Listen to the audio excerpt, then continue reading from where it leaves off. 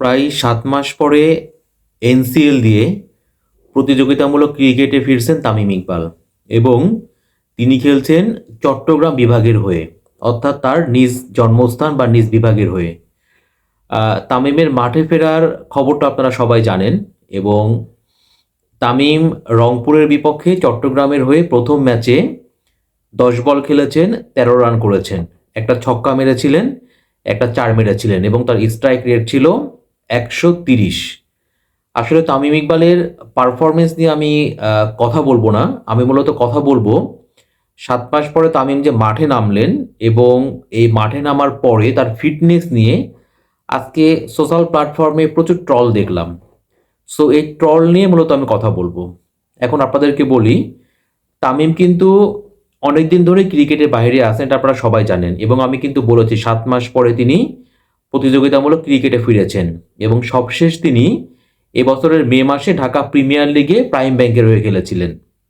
আর যদি আমি ন্যাশনাল টিমের কথা বলি তাহলে পরে বলতে হবে গত বছরের এপ্রিলে তিনি লাস্ট টেস্ট ম্যাচ খেলেছিলেন এবং সেপ্টেম্বরে নিউজিল্যান্ডের বিপক্ষে লাস্ট ওডিআই ম্যাচ খেলেছিলেন।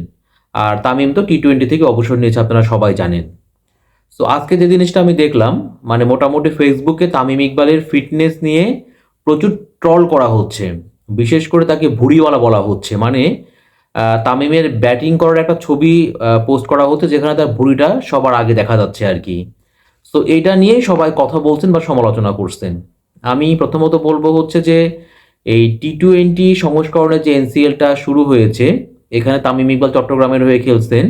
তিনি কিন্তু ফিটনেস পরীক্ষায় পাশ করেই খেলছেন এবং বিসিবি থেকে কিন্তু একটা কথা বলা হয়েছিল, যারা সিনিয়র ক্রিকেটার আছেন তাদের ফিটনেসের যে বেঞ্চমার্কটা থাকে, প্রপার বেঞ্চমার্ক, সেটা পেতে হবে এরকমটা কোনো কথা না। একটা নির্দিষ্ট বেঞ্চমার্ক পেলে পারে তারা এনসিএলে খেলতে পারবেন।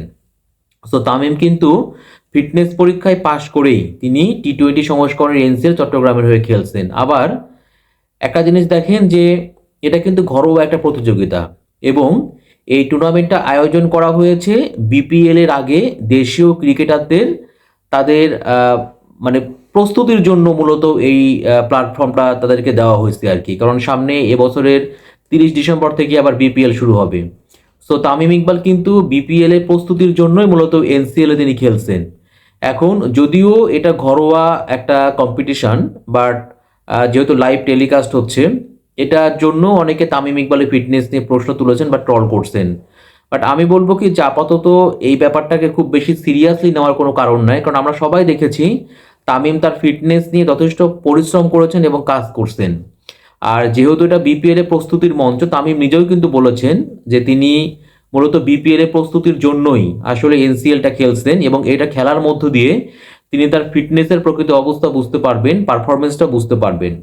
সো এরপর যখন বিপিএলটা হবে, আমার মনে হয় যে বিপিএল এর আগে তামিম ইকবালের ফিটনেসটা এখন আপনারা যেমনটা দেখছেন, যেরকম ভুঁড়ি আপনারা দেখতে পাচ্ছেন, আমার মনে হয় এতটা ভুঁড়ি থাকবে না। যদি তখন এরকম ভুঁড়ি থাকে, সো ওই সময়টা আপনারা সমালোচনা করলে মনে হয় সমীচীন হবে। আপাতত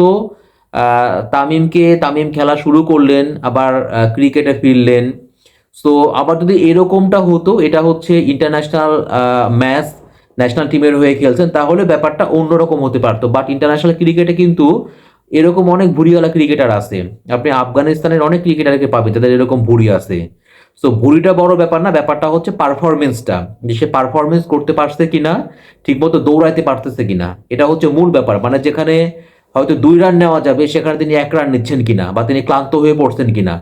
সো পারফরমেন্সটা হচ্ছে গুরুত্বপূর্ণ।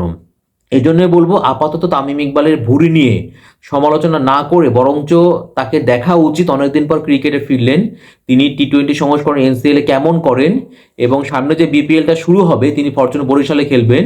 সো বিপিএল এ তামিমের ফিটনেসটা কেমন থাকে এবং কেমন পারফরমেন্স করে, আমার মনে হয় এই তামিমের ভুঁড়ি নিয়ে এখন সমালোচনা করার সময় না। বরঞ্চ একটা যা ছোট করে একটা কথা বলি, তামিম তো ন্যাশনাল টিমের ওপেনার ছিলেন, তার অভাবটা কিন্তু এখনো অন্য কোনো ওপেনার, অন্য কোনো ক্রিকেটার পূরণ করতে পারেনি। সো তামিমের বয়স এখন 35 বছর, আমার মনে হয় সে যদি ন্যাশনাল টিমে আরো খেলে, তার কিন্তু ন্যাশনাল টিমকে আরো অনেক কিছু দেওয়ার মতো আছে, অন্তত আরো 2-3 বছর আর কি।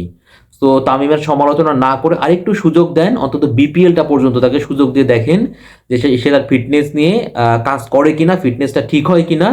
এবং ওই যে বললাম ভুঁড়িটা কোনো সমস্যা না, পারফরমেন্সটাই হচ্ছে মূল কথা।